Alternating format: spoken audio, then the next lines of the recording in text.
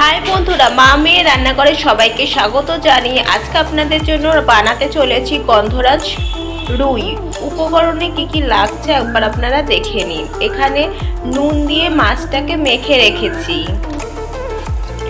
আদা বাটা, কাজু বাদাম বাটা, পোস্ত বাটা, কাঁচা লঙ্কা বাটা, টক দই, নুন, জিরে গুঁড়ো, চিনি, গন্ধরাজ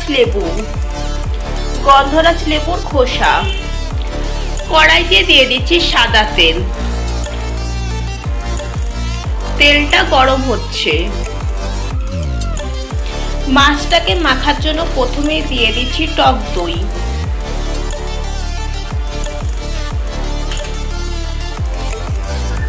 তারপর দিয়ে দিচ্ছি পোস্ত বাটা, কাজু বাদাম বাটা, নুন।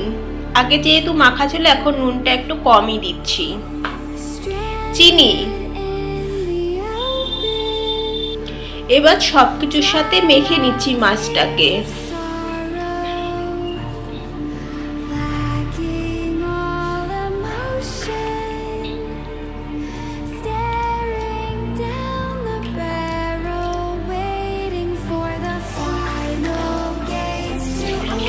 মাছটা মাখা হয়ে গেছে। একটা পেস্ট বানিয়ে নিচ্ছি। কাঁচা লঙ্কার মধ্যে দিয়ে দিচ্ছি আদা বাটা, জিরে গুঁড়ো। এবার এটাকে মেখে নিচ্ছি।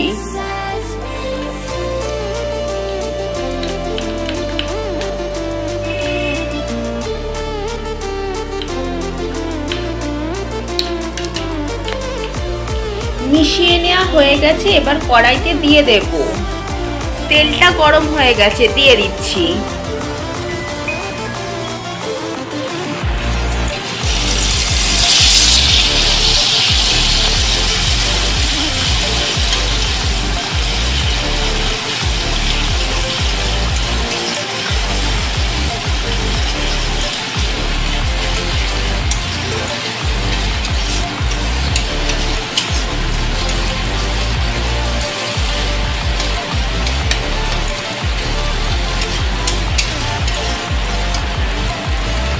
এবারে দিয়ে দিচ্ছি অল্প একটু জল।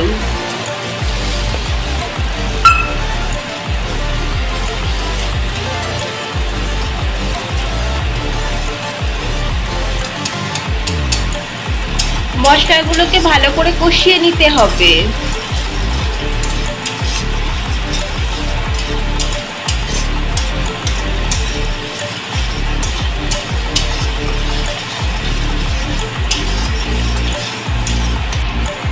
মশলা কষে এসেছে, তার থেকে তেলও ছেড়েছে। এবার মেখে রাখা মাছগুলো দিয়ে দিচ্ছি। তারপর সবকিছুর সাথে মাছগুলোকে মিশিয়ে নিচ্ছি।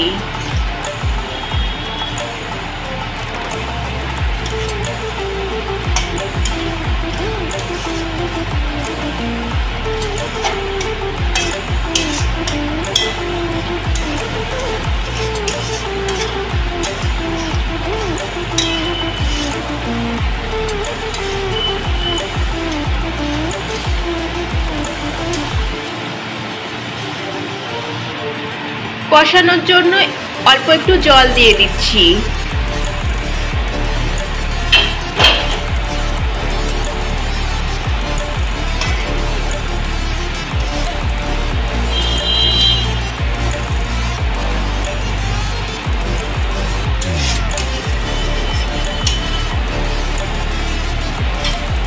মাছটা যাতে সেদ্ধ হয়ে যায় তার জন্য ঢেকে দিচ্ছি। প্রায় 10 মিনিট পর ঢাকনা খুলে নিচ্ছি।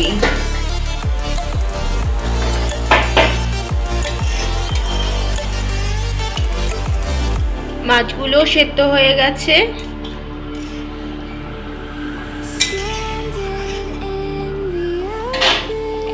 ওপর দিয়ে দিচ্ছি গন্ধরাজ লেবুর রস, গন্ধরাজ লেবুর খোসা,